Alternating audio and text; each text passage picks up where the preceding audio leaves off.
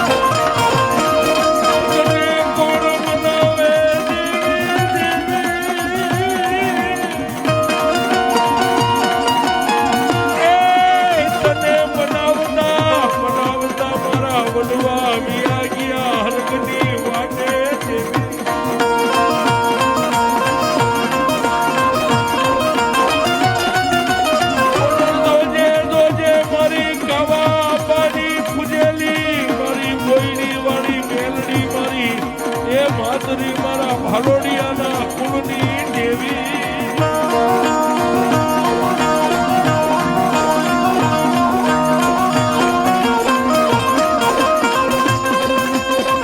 દુનિયા ક્ષેત્રે એમથી મારા ભલોડિયાની વસ્તીને મારી માતરી મારી મેલડી છેતરતી નહીં દેવી.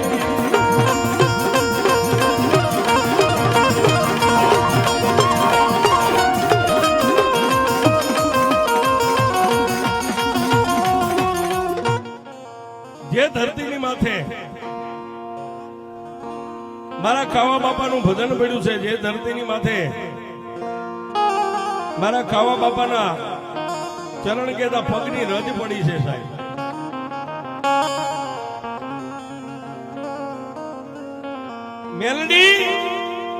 મેલડી તો દુનિયા આખી કરે છે સાહેબ,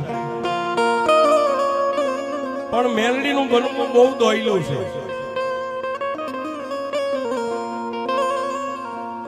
એમાંય આજ લીલાપુર ગામના ટીમાની માથે મારી બોયડી વાળી મેલડી એક માલધારીના નેહડાની માલમાં બેઠી હોય છે.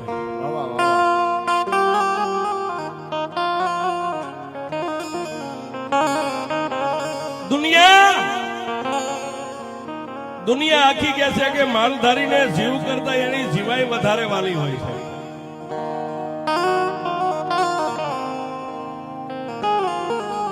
પછી માલધારી પોતે ભૂખ્યો રે પણ એના માલઢોર ભૂખ્યા હોય એને નો પાલવે છે.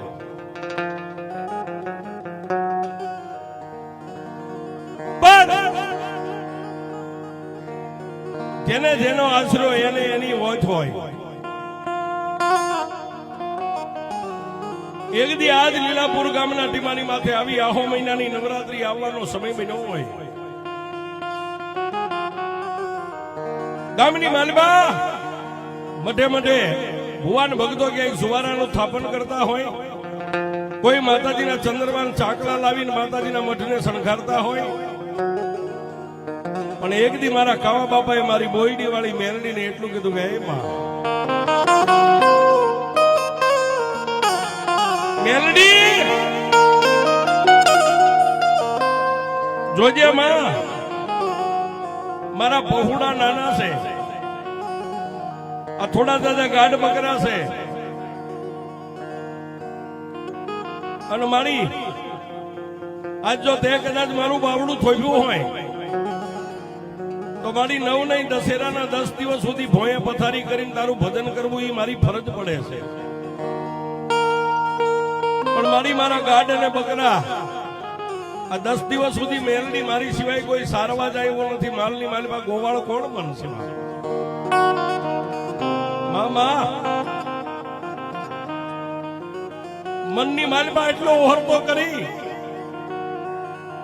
અને કાવા બાપા વાળું પાણી કરી નિંદ્રાને આધીન બની ગયા. રાતનો એકનો ટકોર થયો ને મારી બોયડી વાળી મેલડી હવા વેતની નાગણી બની છે.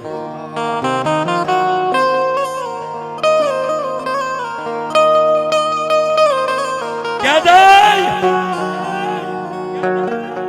કાવા બાપા પોતાના સાજલ સાબરે હુકાતા ની યાદ આવી અને પાવલી જેવડી ફેણ માંડીને જીભના લબકારા કરવા મારી બોયડી વાળી મેલડી ઊભી રહી. હોવા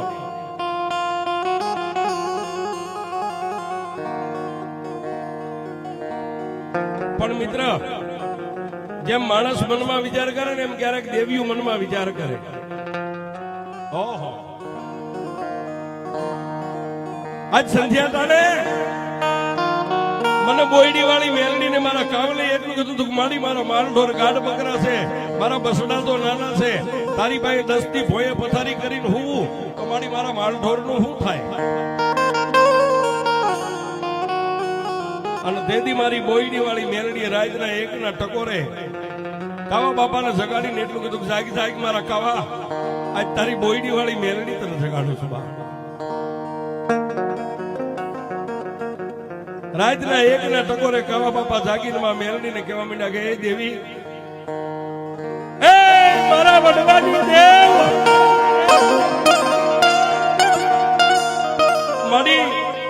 મારી ભક્તિમાં ક્યાંય ભૂલ પડી? તેથી મારી હવા વેદની કાળી નાગણી મારી બોયડી વાળી મેલડી એટલું બોલી કે નાના મારા કાવલા, તારી ભક્તિમાં ભૂલ નથી પડી બાપ. તો મારી રેતના ટકોરે અહીં આવીને મને જગાડવાનું કારણ? તેથી મારી બોયડી વાળી મેલડી એટલું બોલી કે મારા કાવલા સંધ્યા ટાણે તને મનમાં ઓરતો આવ્યો હતો ને કે મારી 2 દી પછી નોરતા બેહી જાય, મારા ગાઢ અને બકરા માલ ઢોરનું મારું શું થાય? અને ત્યારે ફરીવાર કાવા બાપા બોલ્યા કે મારી એ આમ જો મારો નિભાડો કાચો છે, મારા નાના નાના પહોળા, અને મારી 10 દી સુધી તારી બોયડીએ પથારી કરીને હું તો મારા ગાઢ બકરાનું શું થાય? અને તેથી મારી બોયડી વાળી મેલડી બોલી ગઈ મારા કવાઈ તારે વિચારવાનું નથી. તો એ પડવાના પહેલા દિવસે મારી મેલડીની બોયડીએ ભોંયે પથારી કરીને હુઈ જા, અને નવરાત્રીના દશેરા સુધી જો વગડાની માલપા તારા ગાઢ બકરાનો ગોવાળ બની અને જો વગડાની માલપા તારા ગાઢ બકરા નો જાણું તો તારી બોયડી વાળી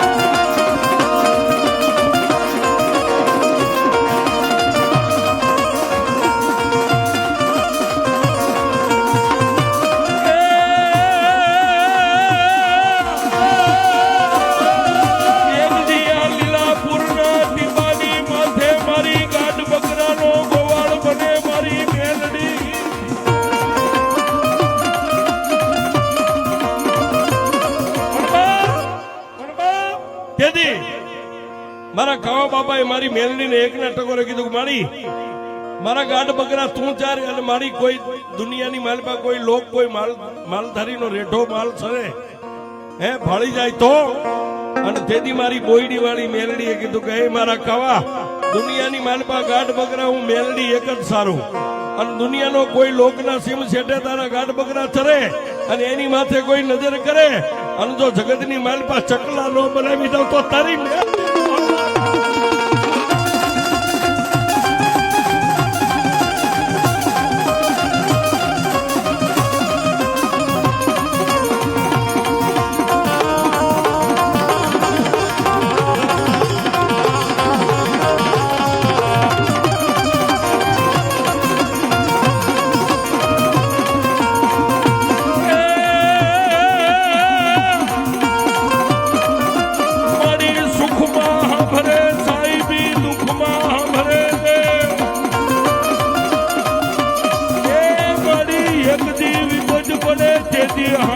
મારી બોયડી વાળી મને મેલડી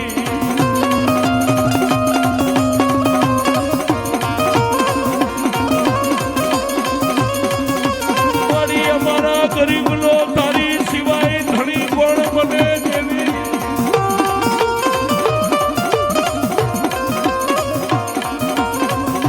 એ મારી વગર ગોળીની રાઈફલ મારી ગવા બાપાની મેલડી મારી બોયડી વાળી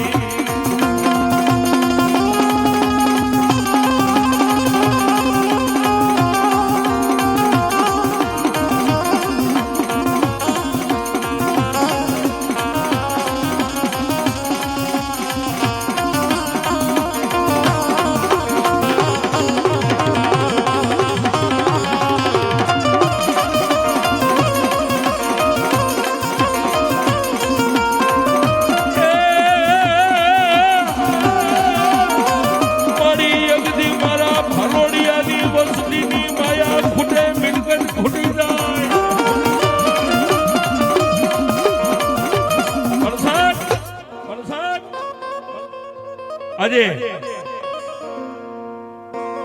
મારી જગદંબા ચામુંડામાં માતરી અને મારી બોયડી વાળી મેલડીની વસ્તી જયારે અહીં બેઠી હોય છે, અને ભાલોડિયા પરિવારની વસ્તીને કહું છું ભાઈ, દુનિયાની માલપા એ કોઈ રૂપિયાના પાવરે નો જીવતા, કોઈ માણાના પાવરે નો જીવતા, પણ જીવવું હોય ને તો મઠમાં બેઠેલી બાપની દેવીના પાવરે જીવી દેજો સાહેબ. શું કામ? હરિભાઈ, સમય એવો આવે ને ત્યારે રૂપિયા કાયમ નો આવે, એ સમય એવો આવે ત્યારે ભાઈ કાયમ નો આવે. એક દી આ મફા પટિયાર નો દીકરા કાળુભાઈ નું જયારે બાઇક ની માલભાઈ એક્સિડન્ટ થયું ને સાહેબ, હોસ્પિટલ ના પગથિયા ચડી ગયા, ડોક્ટરે નાડ પકડીને હાથ ઊંચો કરી નાખ્યો કે ભાઈ આ રૂપિયો ખોટો છે, આમાં અમારી કારીગરી કાયમ નથી લાગે એમ. તેથી મારા કનુ ભુવાની લટની કાળી નાંગણી, મારા મફા પઢિયારના એ પૂજાપાનું ધર્મ મારી બોયડી વાળી મેલડીને એ તેદી આ મફલે એટલું કીધું હતું કે મારી દુનિયાના ડોક્ટરો છૂટી ગયા, મારી પાસે રૂપિયા છે, રૂપિયા કાયમ નો આવે, મારી પાસે ભાઈઓનું જૂથ છે, ભાઈઓ કાયમ નો આવે, મારી ડોક્ટરી દુબળાય છે, ડોક્ટરે ઊંચા હાથ કરી દીધા, પણ મારા કાળિયાનો ડોક્ટર જો કદાચ મારા બાપની દેવી બની જાય ને મારી બોયડી વાળી મેલડી, અને તેથી આ મફા પટિયારની આંખની માલિપાથી હોસ્પિટલની માલિપા આહુડું પડ્યું, એક આહુડું પડ્યું, અને મારી હવા વેદની નાગણી મારી બોયડીના થળેથી મેલડી નીકળી.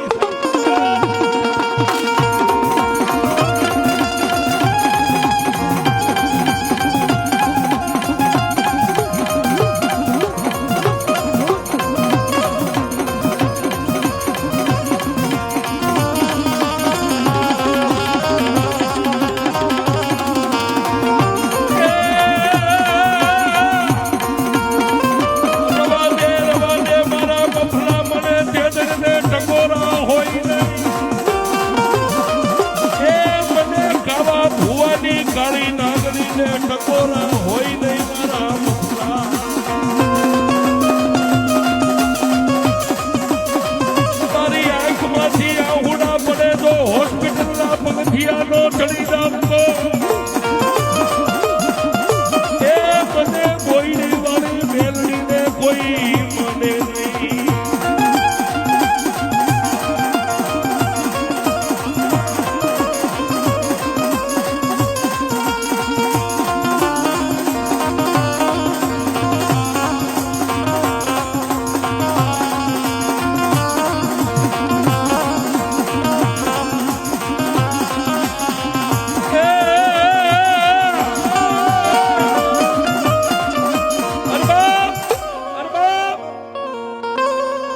તેથી મારી કાવા બાપાની ગાળી આંગણી મારી મેલડીએ કીધું કે મારા મફલા દુનિયાની માલપા જો તારા હોસ્પિટલના પગથિયાની માથે મારી બોયડી વાળીનો પગ પડી જાય એ ડોક્ટરો ભલે છૂટી ગયા પણ એમના દૂતો જો કદાચ હોસ્પિટલની માલપા મારા કાળિયાની જીવાદોરી ખેંચવા આવે હે